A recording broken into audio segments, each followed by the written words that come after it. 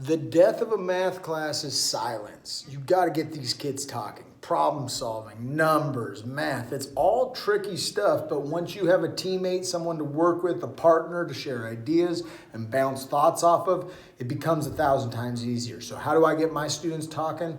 I use this problem right here.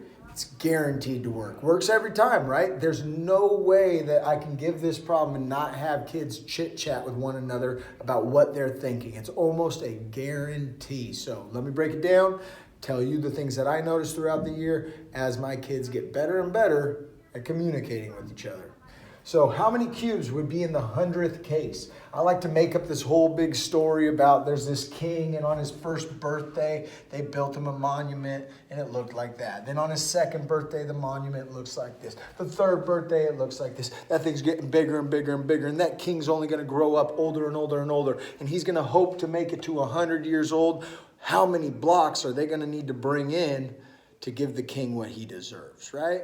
Well, this is a problem that the kids kind of buy into right away. A lot of kids that struggle in math or don't feel confident with what they're doing will open up and share what they notice, and many kids have no problem getting to case 4, right? So if they can get to case 4, they feel like they are producing something for the group, feels like they're sharing something in the group, and they are, right? They are helping everybody in the group understand how this pattern is growing. Now, will those kids be the kids that figure out a function or some kind of rule that we could use to get the 100th case?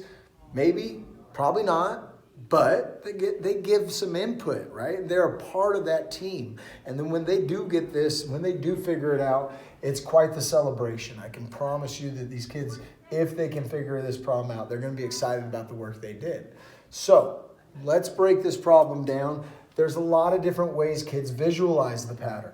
I have kids explain all the time, just different ways. Some of them will just look at this and they're like, oh, 1, 2, 3, 1, 2, 3, one on top, one on top. They're just adding a bottom line with 2 extras, right? So they just extend the bottom row out. Some kids look at it like that. It's not how I see it, but that's what I've had kids explain to me that they see, all right? Some kids will talk about this kind of diagonal line that goes through the center of or diagonally through the boxes and how that can create the second one. It's not how I see it. And kids share their thoughts and their ideas, and all these ideas that kids give out, they can help us move forward through the problem, okay? So what am I gonna notice? What I go to immediately is numbers, right? How many blocks are we looking at? Because there might be a pattern in the numbers that we get. We got 4 blocks here. 1, 2, 3, 4, 5, 6, 7, 8, 9. 9 blocks in that one. 1, 2, 3, 4, 5, 6, 7, 8, 9, 10, 11, 12, 13, 14, 15, 16. 16 for this one here. Now, those of you that have some strong number sense, you're looking at a 4, a 9, a 16, and you might now add something to the group. Hey, guys, do you guys all notice something about 4, 9, 16? Some of the kids will be like, yeah, they're numbers, right? They have no idea what you notice. Now, if you're thinking hard, you're probably noticing 16. 9, 4. Whew, what are those? Those are special numbers, aren't they? Especially when those are the only numbers we're getting. They're perfect squares. The square root of 4 is 2. The square root of 9 is 3. The square root of 16 is 4. These are all perfect squares. So that might have something to do with what we want to think about in regards to the pattern. You could probably say 4, 9, 16. Hey, I don't know what the picture is going to look like, but I can add something to the group. I think the next one's going to have 25. You might have a kid that jumps in and just mentions that. 2 times 2 makes 4. 3 times 3 makes 9. 4 times 4 is 16. 5 times 5 is 25. We're going to have 25 blocks in that 4th case, right? Case 1, case 2, case 3. 4th case has 25 blocks.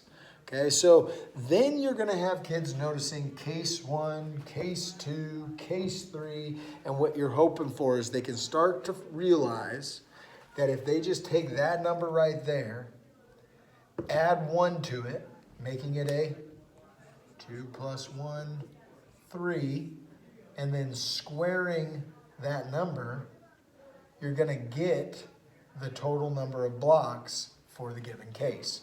Let's do it with each one of these. 1 is the case number, so 1 plus 1 equals 2. If I square 2, I get 4. 2, case 2, plus 1 makes 3. If I square it, I'm going to get 9. Case 3, so 3 plus 1 equals 4. And if I square it, I'm going to get 16. So now that you've broken this down and you've started to realize what's actually occurring, you can figure out by just plugging in the case number for x. So let's say x equals case number. All right. I can say total blocks is going to be equal to x, which is the case number, plus 1. Remember, we want to add 1 to the case number. And then what do we want to do? We want to square it. So x plus 1, we need to do that part first, and then we need to square it. So this right here would be the rule that I would use to find the number of blocks for any given case. Total blocks, okay. All I got to do is add 1 to that value, square that number, and that'll tell me how many blocks I need to bring in so I can build this up for the king. So we're trying to figure out how many cubes would be in the 100th case. Okay, well, if case 2, we added 1 and got 3 and squared 3. Case 100, let's do 100 plus, you guessed it, 1. And then we want to square that value. So all you're going to have to do is add 101 together. That's going to give you 101. You're going to square it. Take the square of 101, and you're left with 10,201 blocks in order to build the 100th case.